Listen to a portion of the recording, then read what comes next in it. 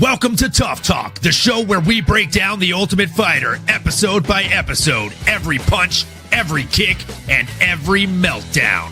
Whether you're Team DC or Team Chael P, you know this season's gonna be stacked, and we're here to give you our unfiltered reactions, predictions for next week, and a few shots along the way. So grab your favorite drink, lock in for the ride, and let's talk tough, because this is TUF Talk, where the fights are fierce, the takes hit harder than a knockout punch, and the conversation never pulls guard. And now your hosts, Olin, a.k.a. MMAnomaly, and Nano, a.k.a. Jive Turkey Nano.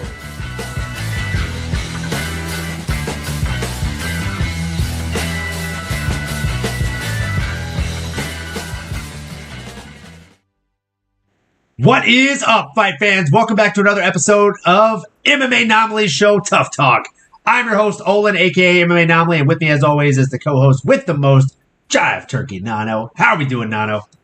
Let's go. Doing great, brother. Great to see you as always, and great to be back here. A little TUF Talk after 4th of July, American celebration here this past weekend. Got to visit the family and all that, and brother, still recovering from International Fight Week, man. But all in all, can't wait to break it down with you, brother. It was a great episode. A lot of back and forth, man. Great fight to end it. A little Grim Reaper appearance here as well. And, yeah, man. Like I said, can't wait to dive in with you, brother. Let go. Absolutely, man. Absolutely. And yeah, absolutely recovering still from International Fight Week. It was just such a great time. It was an incredible time. In fact, there was one video I actually forgot to show from International Fight Week when we did our recap episode. Now that I have you on the show, I feel like it makes sense to show it. Me and you actually stepped up to the line, and we hit the punch ball thing, the striking challenge, and I thought we had one of the most epic moments a podcast duo could have. So I have to show you.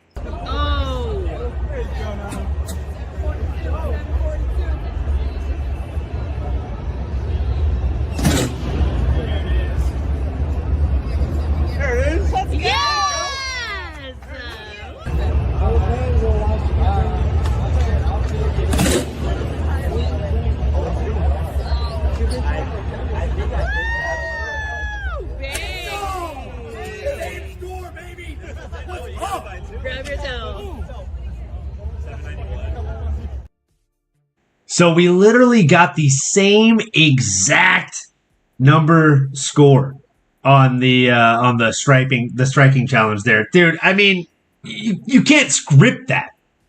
Let's go. I'm glad you waited for me to see that one, my brother. I thought you were going to show the first clip of that video as well. Thank you for the good editing there. I won't show that clip unless you sign off on it. Maybe we'll have to do a bloopers reel. But I do feel like that would get a lot of hits as a short. Absolutely. It probably will. We might have to for the honors of spreading the good word of what we're doing and, living and dying on the sword. That's what it is. That's what it's all about. Twinning, as Miss Mary's saying here as well. Absolutely, man. Love twinning with you, brother. It was a fun week. It was a good punch. We gave it a good smack bottom there, didn't we? And, man, we could do that 100 times, and I don't know how often we're both hitting the same exact number, but love that we're hiding high mind, baby. Let's go. And I believe maybe my audio was a bit sketchy there in the beginning. Should be a little bit better now. Crystal clear. Crystal. Beautiful, my guy. Beautiful. So, yeah. Sounds like we're coming in the way that we should be now. So with that being said, we will go ahead and jump into this week's episode of TUF. It was an absolute fun episode. It was episode 7. And I feel like this season started off being the good guy versus the bad guy. The good guy being DC, the bad guy being Chael Sonnen. But I feel like these last 2 weeks, we're getting a bit of a different vibe, a little bit of a vice versa, if you will.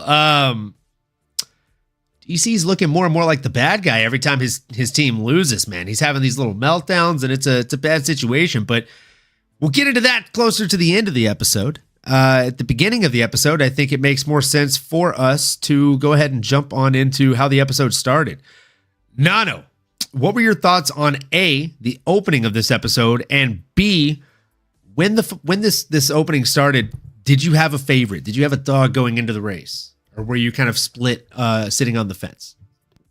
It was a fun one, right? This was a fun matchup. I think Roybert represent Venezuela and the Latinos out there. Definitely had my eye on him, knowing he's been in this situation before. But Tumelo, definitely DC hyping him up. I thought stylistically, like on paper, I thought we are going to see some really, really great strikes. But like the intro of the episode suggested, or at least took us down that path, should have wore the UFC BJJ shirt we got in International Fight Week. It's actually hanging up in the laundry room behind me, so I have to say that for another day. But yeah, man, that was what was cool to see was them being able to get out the house a little bit. You know, they've all been cooped up. They have all been away for their families for an extended period of time at this point. So why not do something that is kind of still plug-in the UFC and their new BJJ tournaments there? But for all the guys to get out the house, I thought that was a fun event for them to see. There's a chance we might have been able to see some of them if we would have moseyed our way over there, or maybe I'm a week off.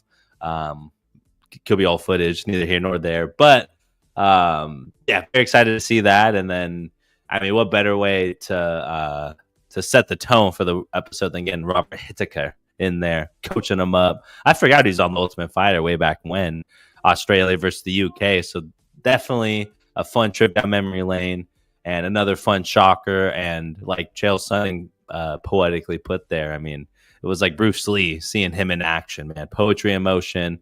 Everything Robert does is with, again, the best intentions, and it's to hurt your opponent, but it's to be leading the dance as well. Those are some of my takeaways. But yeah, I think stylistically, like, I was excited, especially watching both these guys train, watching more of where they came from. Again, rural beginnings, tough, humbled beginnings with both these fighters, and they both have families and parents and loved ones. You know, not to sound like a broken record there, but you love to see that. It just helps humanize them, and again, kind of gets you to not want to see either of them lose. But you know, there's always a winner and loser here, man. So leading into it, I was definitely excited. But what were your thoughts, my brother, in that intro, the montage, the activities, a little Haba Hitika? Give us your full breakdown, brother. Give it to us raw, no filter. Come on. Yeah, man. I agree with everything you said on all fronts. I think Haba Hitika being in there is definitely a great look, right? And he is like a modern day Bruce Lee. The way that he was talking about, like, leaning so heavily on that lead foot and almost dipping his head on purpose to force the jab, and basically leading the dance by forcing them to do what you want them to do. I mean, that is just profound and wild stuff. And I agree with Chael. Like, there were so many years where I'd watch him, I'd be like, why is he doing that? Like, why is he leaning like that? And I can't wait to go back and watch his full tape and catalog of fights on UFC Fight Pass, because I feel like I'll have a profound new appreciation for them, if I'm being honest.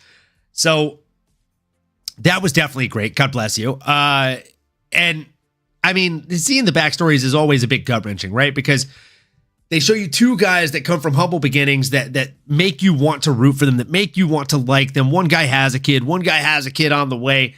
One guy was protesting against a corrupt government, literally running away from bullets being sprayed at him. His friend got shot in the back. He had to crawl and carry his friend with him. Like, just crazy, crazy backstories. These guys have comic book superhero backstories, brother. Like, just epic and tragic stuff at the same time. Speaking of things that are epic but not tragic, what up, Lethal Sugar? How you doing, my friend? Hope you're having a great night, my friend. What up? Great to have you. Been a while. Good to see you. Happy Tough Tuesday. Happy Tough Tuesday, my guy. So yeah, you know, Venezuela's Echeverria, Roybert. I'll be honest, like, coming into this, I was like, okay, Tumelo is longer, he's taller, he looks to be very, very calm and well-rounded, even though he's only got a 6-1 experience coming in here against someone with twice the level of experience in professional fights. I thought it was going to be a pretty even and fair fight, right, Nano? But then something happened. Something happened within that montage, and they showed that Roybert trains at Goat Shed. And I was like, oh, well, fuck, he's going to win the fight. It's pretty much a wrap. Because a lot of these guys, they're coming from humble beginnings, like we said. And oftentimes that means they're not training at huge gyms, notable gyms. So like, this is their best training opportunity they've ever had. This dude trains at Goat Shed. Killers train at Goat Shed. So, I mean, he had fucking Dana Brown talking hype about him on his hype up thing, on his little tape that they showed.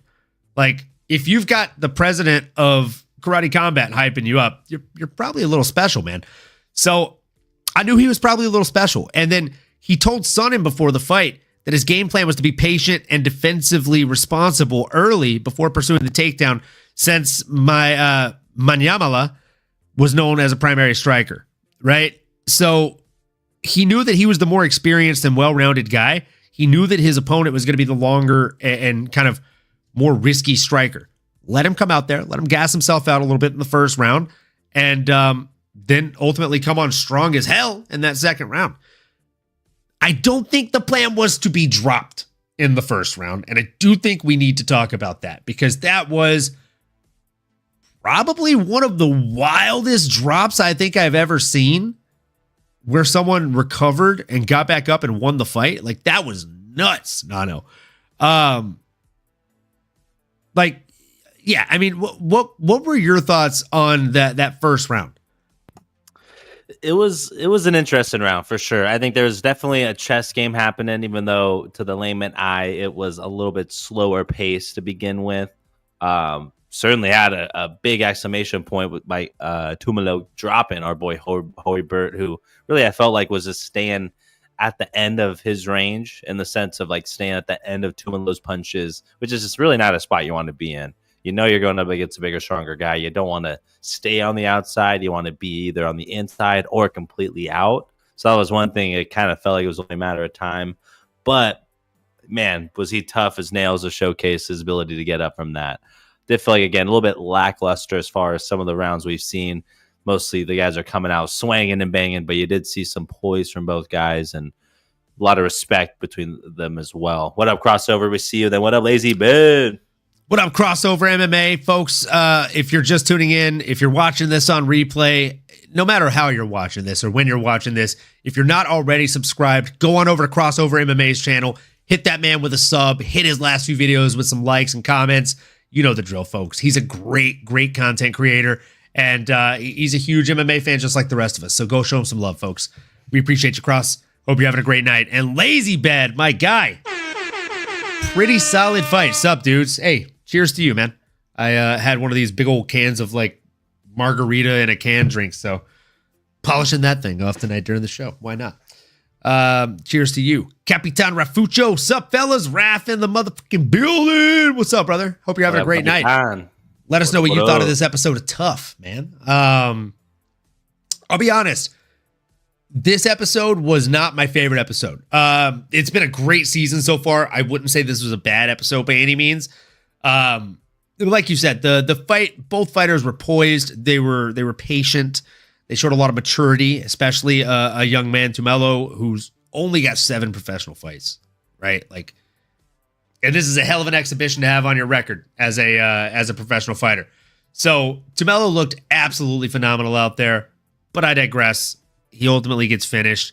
It's funny because Miss Mary was saying, like, when we were watching it there for a second, that she didn't think that choke was in all the way. And it didn't look like it was at first, but then, I mean, he just kind of sliced with his the blade of his forearm there into the side of the neck and started just pushing in. And you can even hear, like, when I do it to myself, you can hear the change in the voice, right? Like, it's not a comfortable position. Like, even just doing it without a hand on the outside doesn't feel good. So you imagine wrapping that outside hand and just locking that up, sinking that in. I know DC got upset, but man, like, most people would have tapped or ended up waking up with a loss either way. Ultimately, though, like, that knockdown was nasty stuff.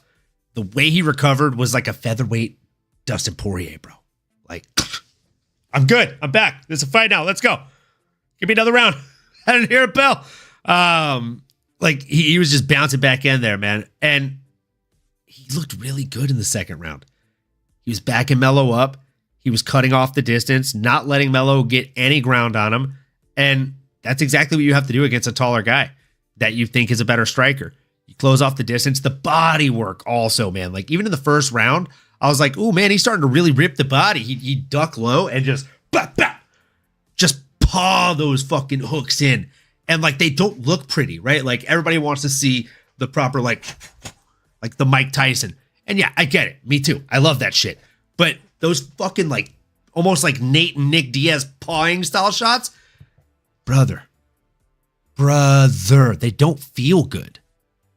And in MMA gloves, you know what that means, right? I'm hitting you with my like finger bones. There's no padding there. It's my bones on your bones, but it's my hand bones on your rib bones. That's not fun for you. I promise.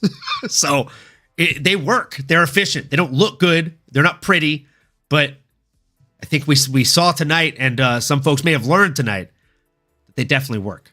Nano, what were your thoughts on that second round, my guy? Yeah, brother, you painted a great picture there, and I couldn't agree more. You saw what kind of dog Roybert is there in terms of his ability to bounce back, take a punch, stick to his game plan, right? You saw a couple more takedowns, though they were not necessarily set up the best. Like that he went back to it.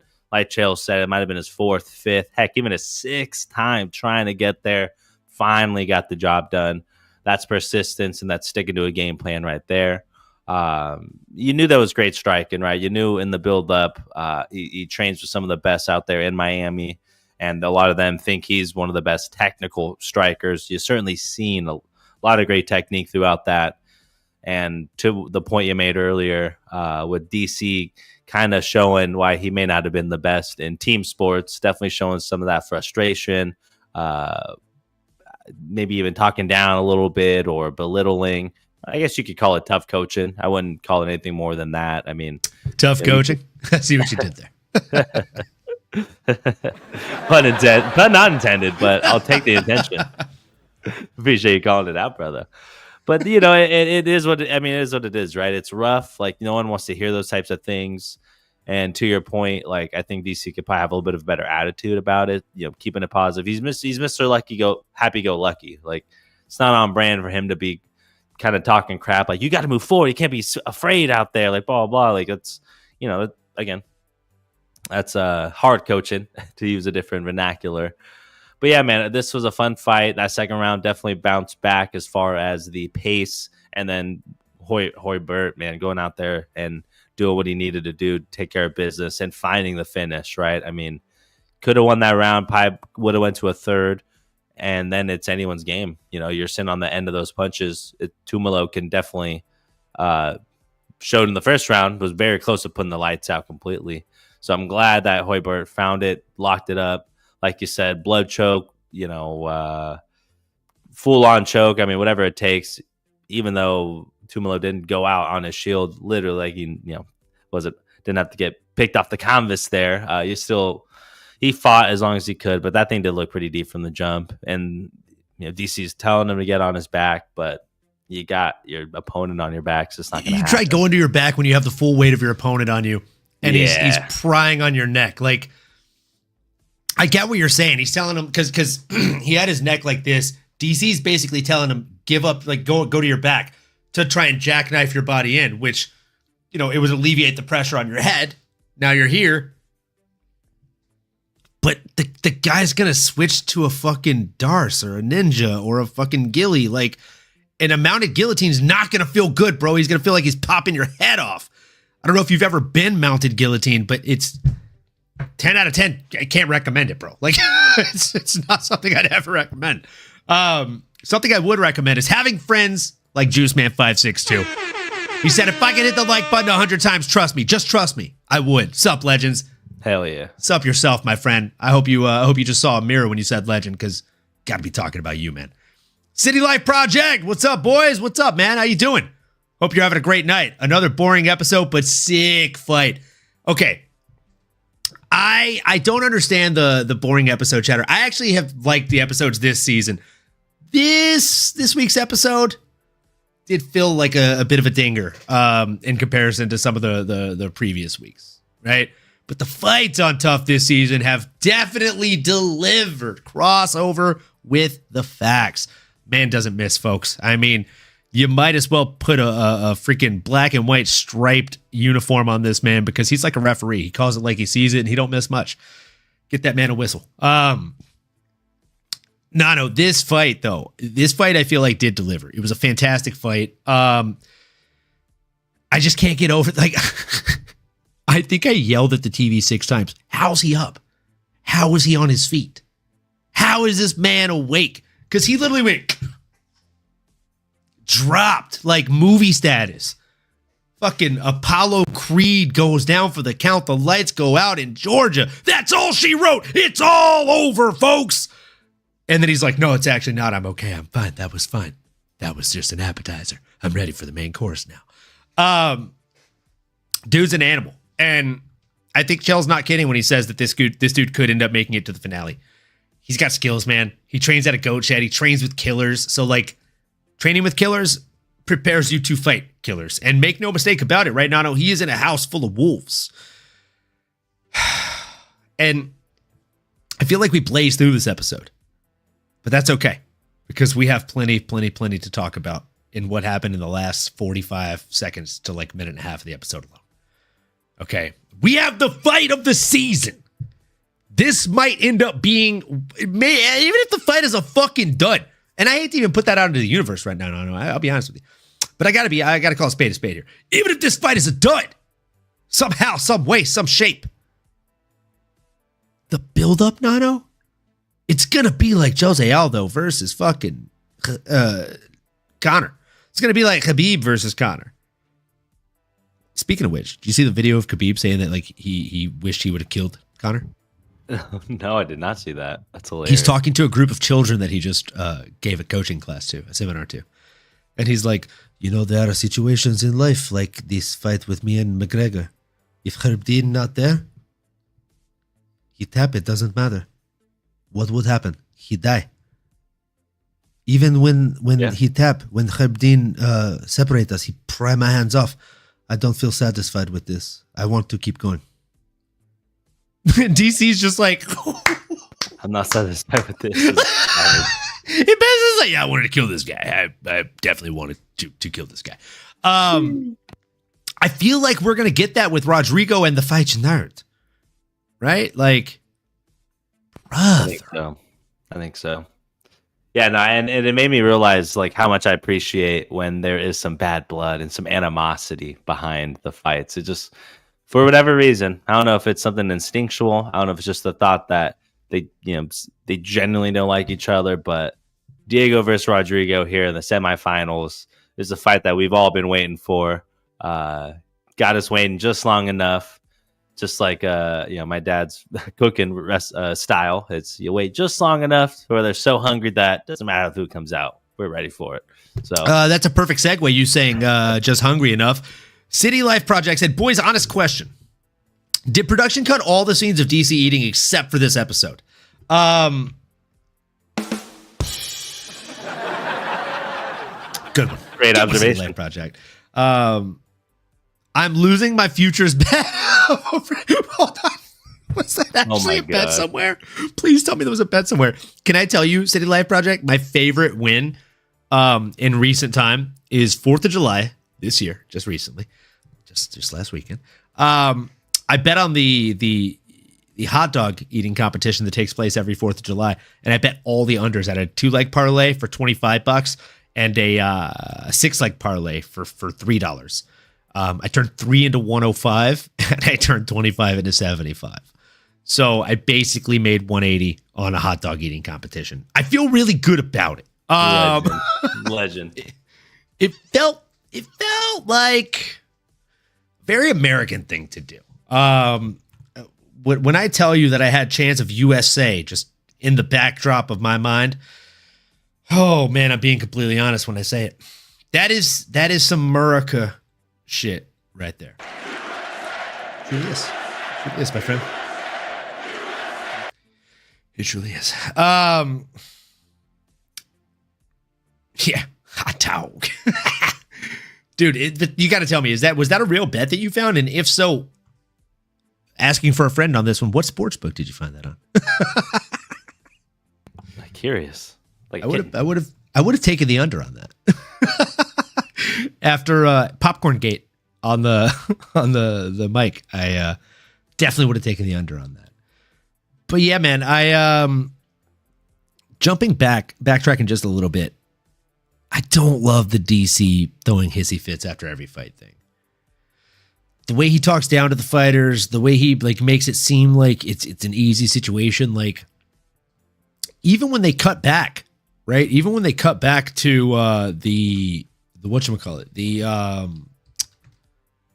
the clip of the fight when he's like he wasn't listening. I don't know why he shut down in the second round like that and stopped listening. Go back and watch that clip, DC. You're like, hey. What the fuck is that going to do for me, brother? Get to your back. How?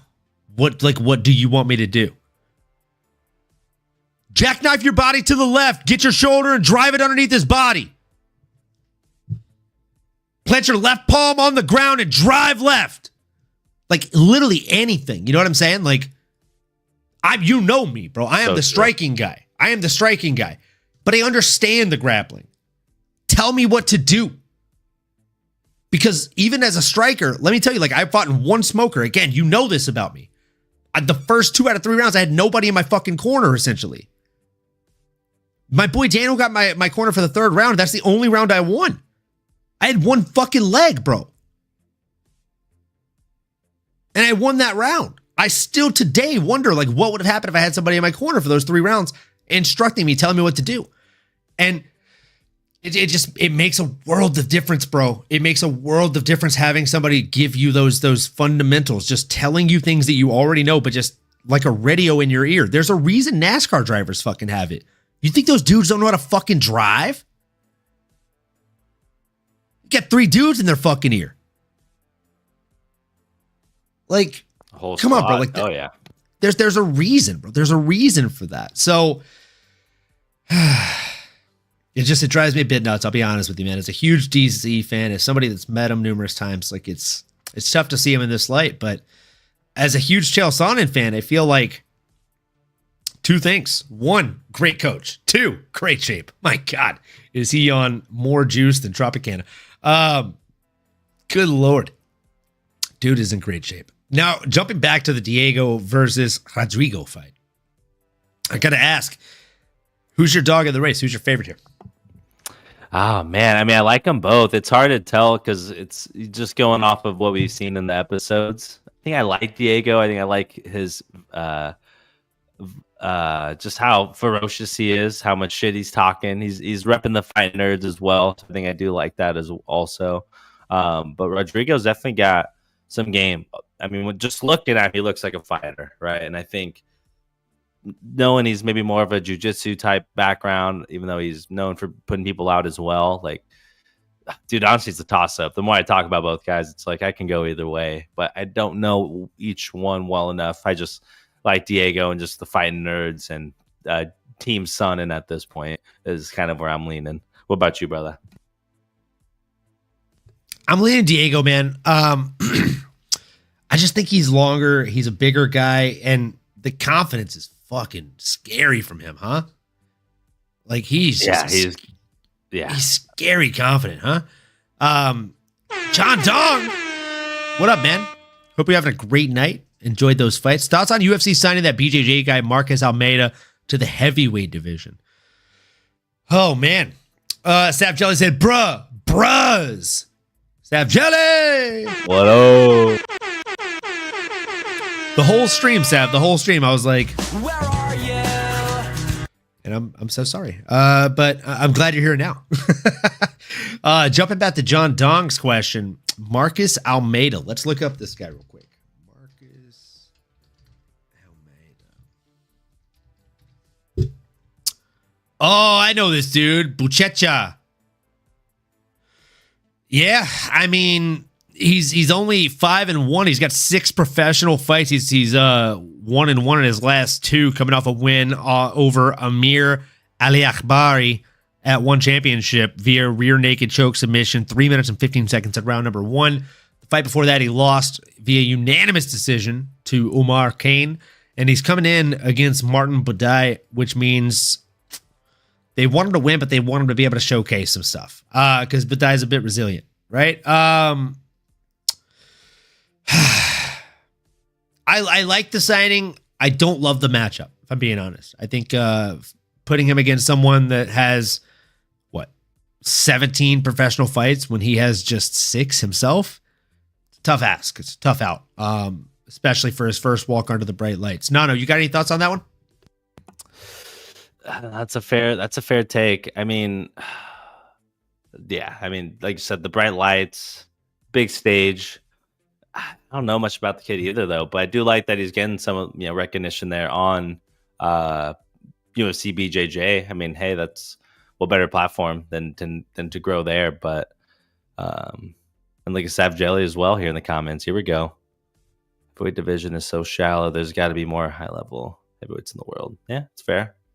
But where are they? Where are they at? She's not wrong. Yeah, where are they at though? I mean, we've seen a lot of these guys, right? Like Robelos de Spain, who was supposed to be the next big thing, and got flatlined a few times, right? The guy just like laid on his back and couldn't really do a whole lot with it. She said, well, the whole stream I was making Islam, and I can't wait for you to see him. Oh, I can't wait to see him. I'm gonna shoot you a video call as soon as we're done, so I can check him out. Yeah. Again, I like the signing. I don't love the matchup. Like a loss to Umar Khan or Kane is not a bad loss, but dude's also 7-1, right? Like he's on the same level as that guy.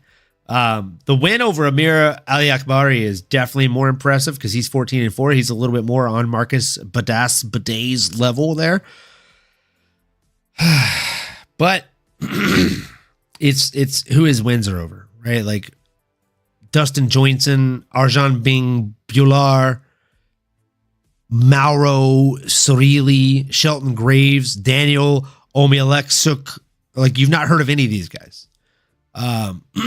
Maybe you've heard of Brandon Vera, but Brandon Vera is somebody who far past his prime, in my opinion. He's 16-10. He's about a 500 fighter as it gets these days, and that's why he has a win over the truth, Brandon Vera. So again, I like the signing. I hope he ends up showing up and showing out, but man, it's tough. Most of them are overweight, light heavyweights. Y'all see how sexy Tafa got moving down? Dude, the glow up of a century. Am I right? Lane, hey, yo, what a fight, Lane. Come on. Lane always bringing the pain. I mean, that fight was, to make another Zen pun, sensational. It was great. It was a sensational fight. It really was. I mean, I'm buzzing for next week at this point now, Nano. We got tomorrow's show. We're gonna do the breakdown prediction show, and then we got the draft on Thursday. It's a packed week. It's a packed week, boys and girls. We have our fantasy UFC draft. It's gonna be a good time. I've started my research. I've got about half of my fighter list or predictive list set up. So I still have quite a bit of work to do. Actually, I'd say about a third of it. But I don't know. How's research going on that fantasy draft there, Nano? I have not started yet. So you're about 50%. I am at 0, but no better time than now. You made me splash myself in the face with a little bit of strawberry margarita there. What the fuck? My gosh. Haven't even started. My guy's ballsy. I know, man. Bold strategy, Cotton. Not gonna overthink it this time. I know what I'm not doing this year. That I do know in terms of what I did last year, what I'm not doing this year. But don't pick people that are going to be doing Ramadan. Don't pick people that are super high profile. I think that's what I have learned. That's facts. High profile people over negotiate fights, and that's where we end up shitting the money bed there, Nano. Yep, look at the highest points this last season, and not exact. I mean, some of them are now, but it's because they made a name for themselves. I mean, I can show it. I can show it one more time here, folks, for those of you that missed it. Like, look at this list. Come on, the best fighters versus the worst fighters here. Oh, let me put this to loop. Here we go. Look at this list, folks. Best fighters versus worst fighters. Best fighter, Terrence McKinney. Worst fighter, Leon Edwards. What? Best fighter, Merab Dvalishvili. That one's not really a stretch. Good job, Mayor. Worst pick, Charles Oliveira. I mean, anybody see Charlie Olives getting sub 5 points? Best pick, Jean Silva. No surprise there. Worst pick, Ibo Aslan. I mean, this dude is supposed to be a fucking lion. Okay? But, I mean, he was more like a cat when it really came down to it. Nazim Sadikov. I mean, dude got over 200 points. Rizvan Kuniev. It happens, man. Happens. Some of these heavyweights come in here and they're a bit of a dud. Josh Van, 3 fucking fights. Sheesh. Just nasty stuff, man. Nasty work. Davison Figueiredo, worst pick, though. Who saw that coming? Israel Adesanya, worst pick for Nano. Yeah, I didn't see it coming either, brother. Brutal. I mean, that's tough. That's fucking tough. Zhang Weili, best pick. We all saw that coming for you.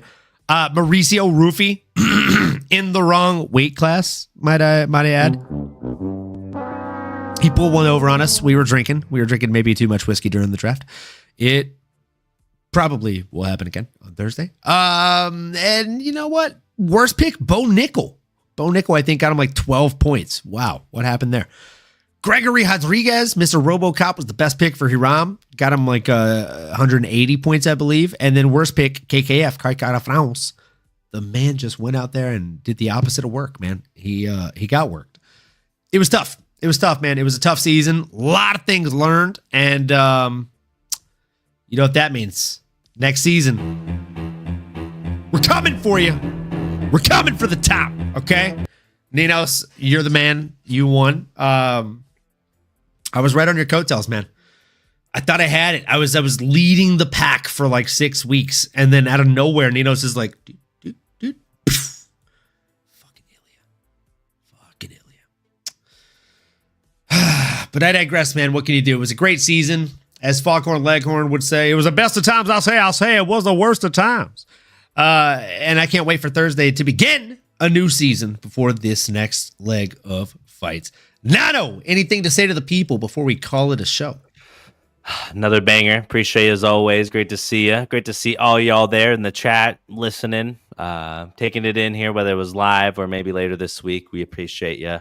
Stay tuned in. Let us know how you're feeling. If you haven't watched the episode or if you are, again, watching it later on, leave a comment. We appreciate it. We'll see it. We'll respond back to you. It goes a long way. And hey, brother, I'll see you soon. I'll see you soon. Folks, you heard the man. If you're new here, if you're old here, anywhere in between, do us a huge favor. It goes a long way. Like, comment, subscribe, smash that bell for notifications. You see the little ticker at the bottom. Come on, folks. You know the deal. You know the gist. We appreciate you. And I'm going to say it again. I'll say it every episode. Probably till the day we wrap this show indefinitely. If you do nothing we've asked you to do up until this point, all that we truly care about, all that we really ask you to do every single time is this. We ask that you keep on going and that you keep on growing, folks. We'll see you next time. Thanks again. You've been listening to the MMAnomaly Show. No filter. As you may have been able to tell, we dig the MMA, and our passion is to dive deep into the upcoming fights, give you our expert breakdowns, and help you make sense of all the chaos that is the fight game. We hope you've enjoyed the show. If you did, make sure to like, rate, and review. We'll be back soon, but in the meantime, make sure to find us on YouTube, Twitter, Instagram, and Twitch at MMAnomaly. Be cool, and we'll see you next time.